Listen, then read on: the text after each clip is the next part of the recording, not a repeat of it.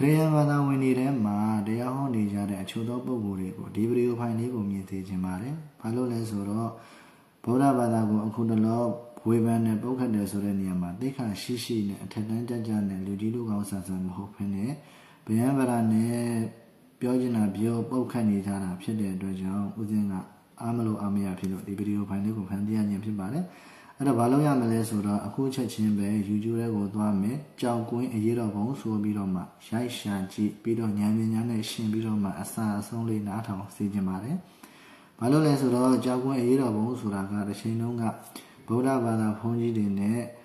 ခရစ်ယာန်တရားဝဆရာဘုန်းကြီးတွေနဲ့ရှင်းပြီးတော့မှဘာသာရေးဆွေးနွေးပွဲလေးဖြစ်ပါတယ်။ဆွေးနွေးပွဲဆိုတာတဲ့ပြိုင်ဆိုင်တဲ့ပွဲလေးဖြစ်ပါတယ်။အဲ့ဒီပွဲမှာဗုဒ္ဓဘာသာဘက်ကအရှင်ဥက္ကဋ္ဌတစ်ပါးတည်းကလည်းခရိယန်ဘာသာဝင်တွေဘက်ကတရားဟောဆရာတွေရှင်ပြန်ကြတဲ့ပုံကိုယ်တွေရဲ့မေးသမျှမေးခွန်းတွေကိုပြည့်ပြည့်စုံစုံနဲ့ဖြေနိုင်ပြီးတော့မှနိုင်ခဲ့တဲ့ခရိယန်ဘာသာတွေကိုအနိုင်ယူနိုင်ခဲ့တဲ့ပွဲလေးဖြစ်လို့ပါပဲနောက်တစ်ခုကခရိယန်ဘာသာတွေကိုဗုဒ္ဓဘာသာကနိုင်လိုက်တဲ့အခါခရိယန်ဘာသာဝင်တွေကနေဗုဒ္ဓဘာသာတွေကိုကူးပြောင်းလာတဲ့သူတွေအများကြီးရှိတဲ့ပွဲလေးဖြစ်တယ်နောက်တစ်ခုကအဲ့ဒီပွဲမှာထူးခြားတာလေးတစ်ခုရှိတယ်ဘာလဲဆိုတော့ခရိယန်ဘာသာဝင်နေတဲ့ကတရားဝဆရာပုဂ္ဂိုလ်တွေကရှင်ပြိုင်တဲ့ပုဂ္ဂိုလ်တွေထဲမှာနည်းနည်းရရပုဂ္ဂိုလ်မဟုတ်တာတွေပါတယ်ဘယ်လိုပုဂ္ဂိုလ်တွေလဲဆိုတော့အဲ့ဒီပုဂ္ဂိုလ်တွေကတစ်ချိန်လုံးကဗုဒ္ဓဘာသာဝင်တွေထဲမှာအကြီးတန်းအထိပညာသင်ကြားခဲ့တဲ့ဘုန်းကြီးလူထွက်တွေဖြစ်နေလို့ပဲ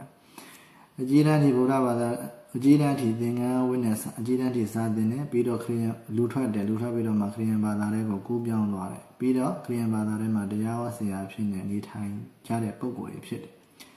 ဆိုလိုတာကအဲ့ဒီပုဂ္ဂိုလ်တွေမေးတဲ့မေးခွန်းပါပဲ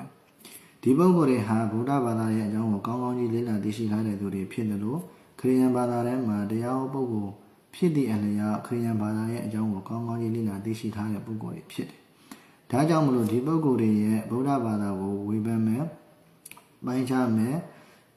မေးခွန်းထုတ်တဲ့မေးခွန်းတွေဟာပရမတ်ချက်လုံလောက်ပြည့်ပြည့်စုံစုံတိတိကျကျရှိတယ်အတွင်းကျကျရှိစေတယ်အဲ့ဒီလိုရှိတဲ့မိကွန်းတွေကိုသိက္ခာရှိနဲ့အထက်တန်းကြလူကြီးလူကောင်းဆန်ဆန်နဲ့သူတို့တွေဒီပွဲကိုရှင်ပြိုင်ခဲ့တယ်ဒါပေမဲ့ဗုဒ္ဓဘာသာဘက်ကကြနာနာဖြေဆိုနိုင်ခဲ့တဲ့အတွက်ကြောင့်ခရိယန်ဘာသာဝင်တွေကိုအားလုံးကိုအနိုင်ယူနိုင်ခဲ့တယ်ပေါ့နော်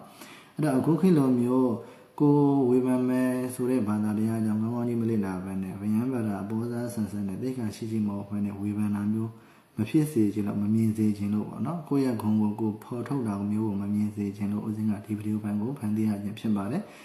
ကြောက်ခွင့်ရေးတော်ဘုံဆိုတာလေးကိုသွားနားထောင်ပြီးတော့မှဝေဖန်မှာပိုင်းခြားပါသိက္ခာရှိနဲ့ပုတ်ခတ်ပါလို့ဦးစင်းကဒီလိုမျိုးလေး